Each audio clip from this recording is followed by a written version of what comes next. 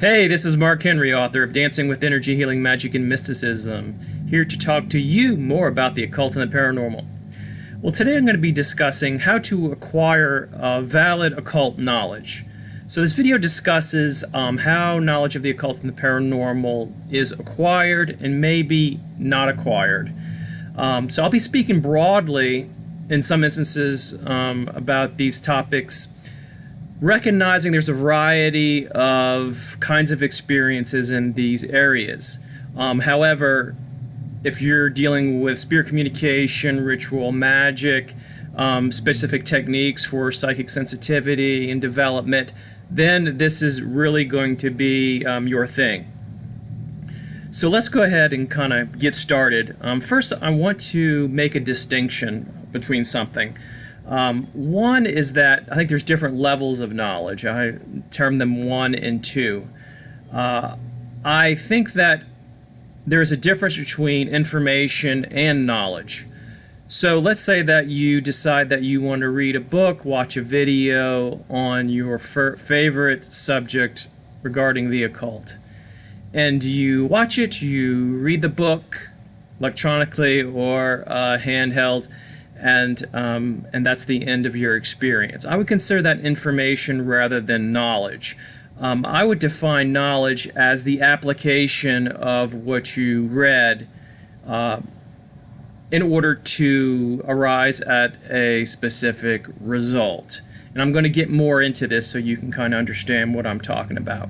So first, I would consider kind of a level 1 knowledge as being a personal experience. So, for example, you read a book on meditation and you decide to practice it. So you close your door, you maybe turn out your lights, and you go within and you practice. Maybe it's something to develop your psychic abilities.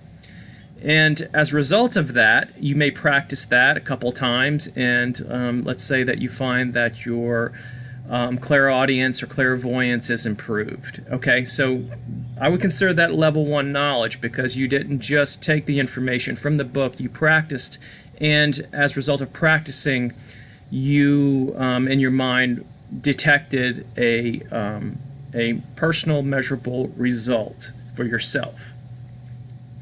And this is important. And the same thing might be if you were doing a magic ritual for at a certain time for a specific result, let's say love magic or money magic, and you did it and something happened, or maybe something didn't happen. But either way, you learned from that result. You got feedback in some form. It wasn't just mental. You got out of that and you did something. It was the mental and the doing, and as a result of the doing, there was an outcome. That's one of the reasons why we always say to write your results down, what you did and how it turned out. So this is a good beginning. This is level 1 knowledge. Now, in case you're still not convinced about the difference between information and knowledge, let me put it to you in different terms. Is there a difference between watching martial arts and doing martial arts?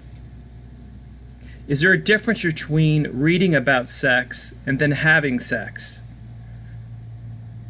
What about studying computer manuals, but you never practice on computer and learn through actually doing it? You see, there's a big chasm between those two things. So that's why I consider some things information and some other things knowledge, or at least the beginning of knowledge. Okay. Now, there is also something to be aware of in the world of the occult, and that is that there are people who may not be acquiring knowledge. They are actually putting out books or information, and they may be good speakers, they may be decent writers, and they put stuff out there on the internet, on Amazon, and it looks shiny, but there doesn't really, not a lot of substance to it. The only way that you can tell that sometimes is by actually doing it. And unfortunately, there are those that fall in that category. That's why I think that it's always good to, whenever you, let's say you buy a book, go on Amazon, look how many stars, try to get other people's experiences and feedback about what happened with the book. Hopefully you get that information that way.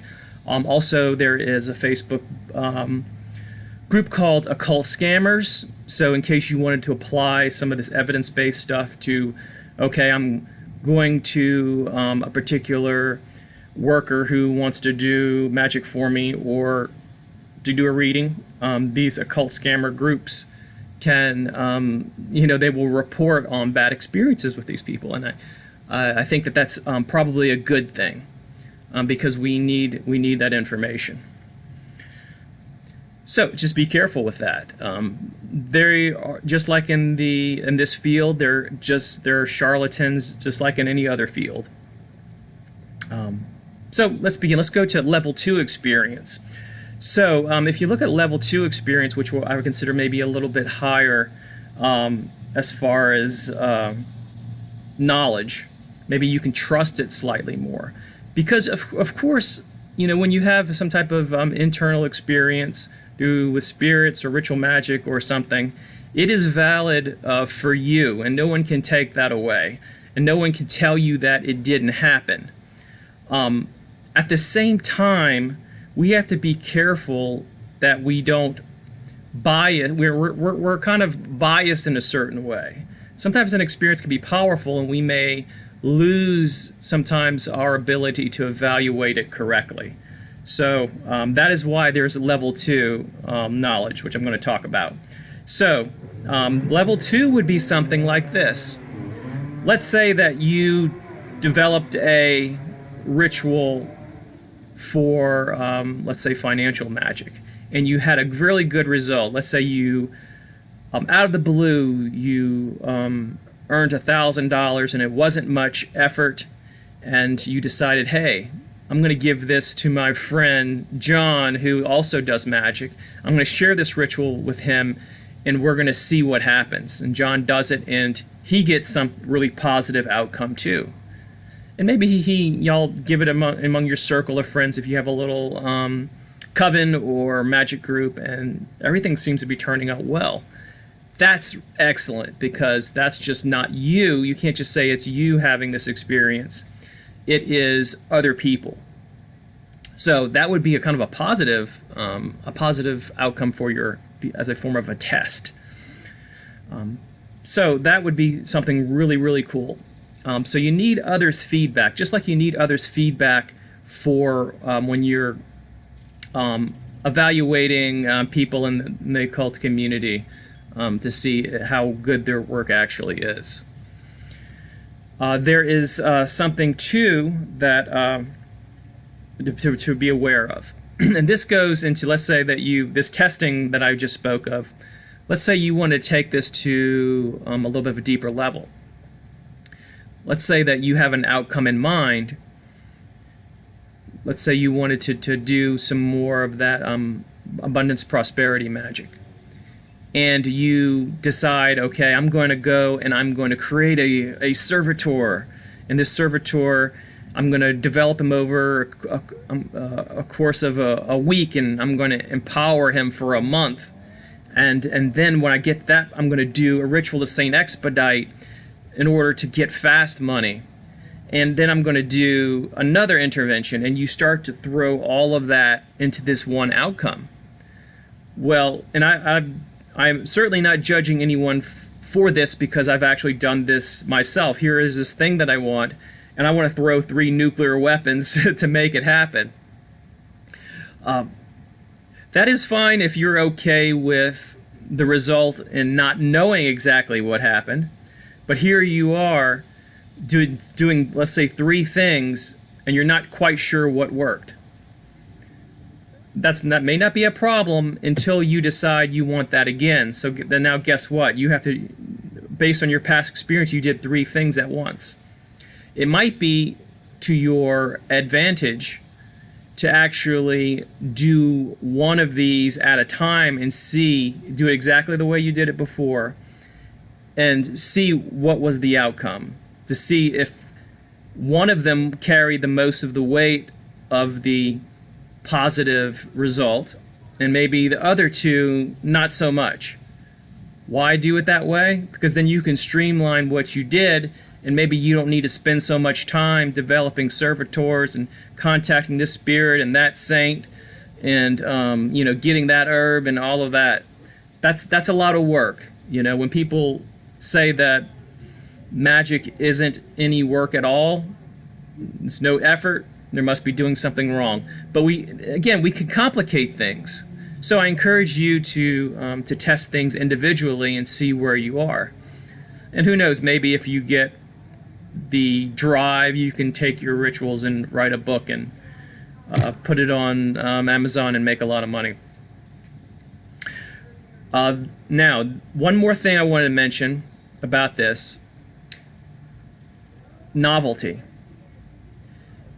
This is a kind of a cognitive bias, I think, that many people in dealing with magic and the paranormal, something that they do, and especially if you're new to it, you can get really excited about this one specific intervention or this one specific way of contacting spirits, and you think this is the way, and you do it and you put all this energy, and let's say that you did get a moderate outcome, but you can't just maybe test it one time.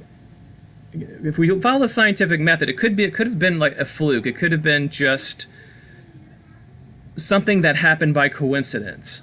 It could be you were in a more open, receptive mood. There could have been other variables happening at the same time you did this intervention in order to get this really clear spirit communication. So what needs to happen is, if you were inclined to test this over and over again, test this when you are past the emotional point of excitement. I don't know if you've had this experience, is that you, in the beginning of trying something, you had a lot of hopes and you had a lot of really positive emotions about doing this, and maybe you were so excited the outcome seemed a little bit better than it actually was. You might have had a little bit of self-deception that, okay, so I did a ritual and for prosperity, and my mom gave me $10. It worked. Maybe not. Did you really project for $10, or you really have something in mind?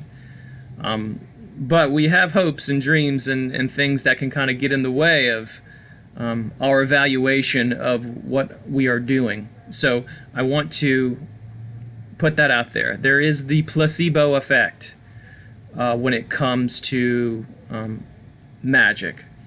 There is ways that we can actually have a little bit of self-deception. So keep that in mind, please, please.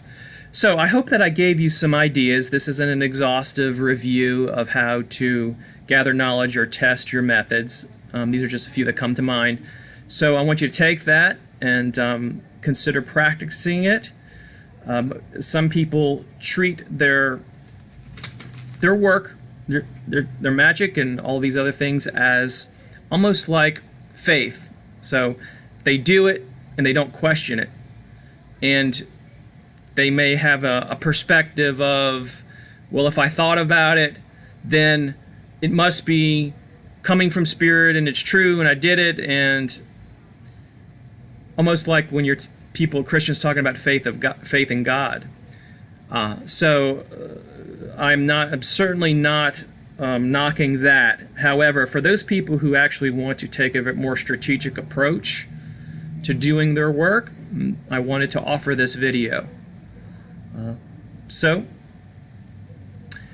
Feel free to subscribe and like. Feel free to join me on Patreon, where you have access to videos and sometimes even sequels of some of these videos that I have, so check that out. And that is about it. I hope that you all had a good weekend. Please subscribe and like, and I will see you in a future video.